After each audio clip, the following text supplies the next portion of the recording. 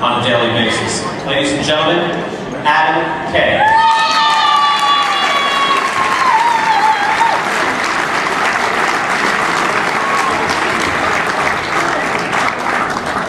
I'm actually 25, Brian, but I've never met you, so I'll let it slide. Hey everyone, my name is Adam, as he said. I'm here tonight to tell you about my life with type 1 diabetes. And I'm a representative for millions of kids with type 1 out in the world, like you just saw in the video. I'm currently in 4th year in a joint degree program at Yale University Schools of Medicine and Management. And next year I'm going to be applying for a residency in radiology.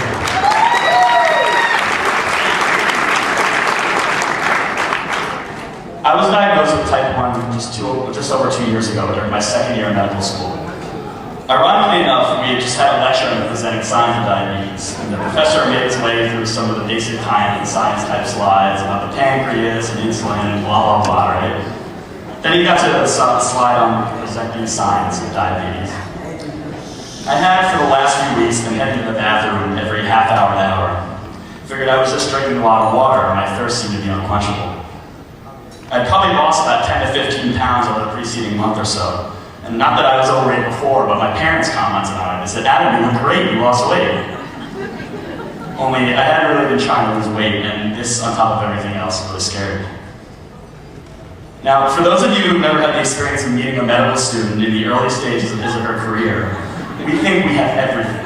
And I don't mean just little colds or infections. I mean that for a period of 2 years, a medical student is convinced he's had a brain tumor, Crohn's disease, colitis, esophageal cancer, and about 2 or 3 pulmonary embolisms. But this one was different. I went into my doctor, told him my symptoms, and he tested my blood sugar. He sat me down, and without dancing around the subject, drastically changed my life in one short sentence. You have diabetes. At least this punctuated, succinct, almost staccato version is the one I hear him say 8 to 10 times a day as I manage my disease. Now, most people don't catch it so early, so I guess I was lucky in a sense. I had a short one-night stay in the health plan infirmary, and I got to go home the next day. And it kind of gives you a false sense of hope. Wow, I'm going home, this must be over. However, the reality started to sink in a few days later. This isn't going away. Let me tell you a little bit about a normal day for me. I wake up, easy enough, right? Only I have to worry about where my blood sugar is. I suffer from something called the dawn phenomenon, which means that my blood sugars tend to be much higher in the morning unless I give myself enough insulin the night before. But what if I gave myself too much insulin the night before, or I had dinner a little too early, and my blood sugar drops too much while I'm asleep? What if I had a drink the night before? I'm going to have to wake myself up at 4 a.m. to check my sugar. What if, God forbid, my sugar drops too much and I don't wake up? If my sugar falls too much, I can go into a coma. And I sleep alone most nights, so no one will bring me out of my stupor if I go hypoglycemic.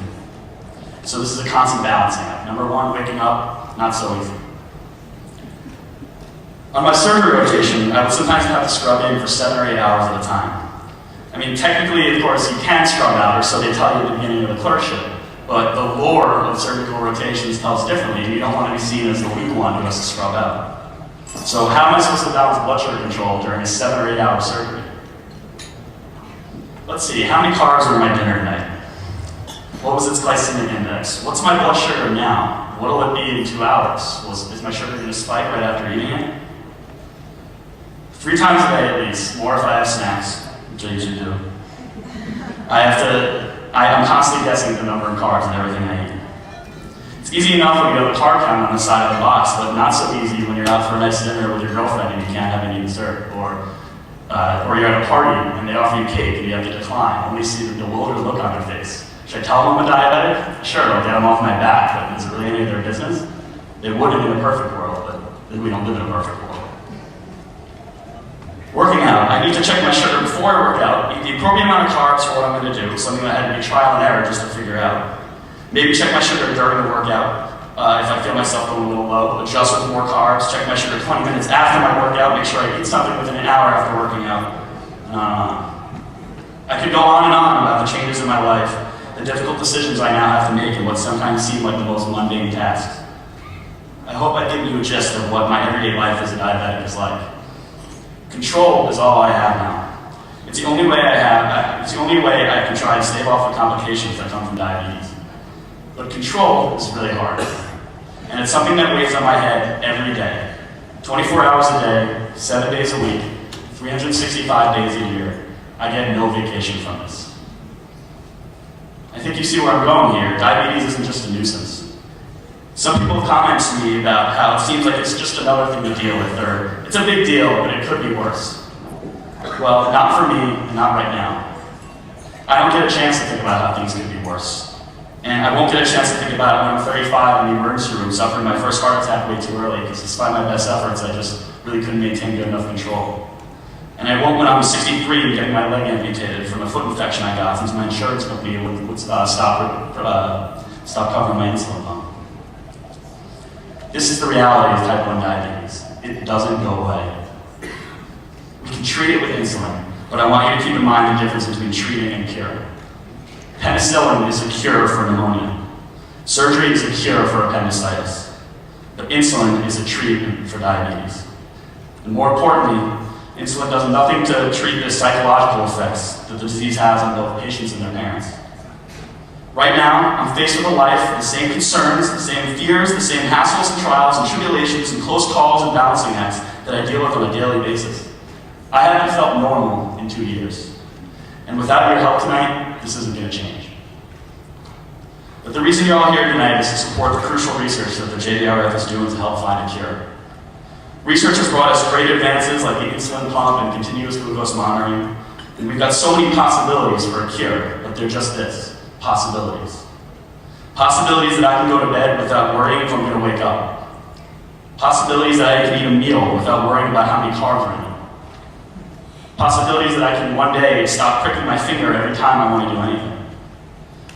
Possibilities that I can be normal.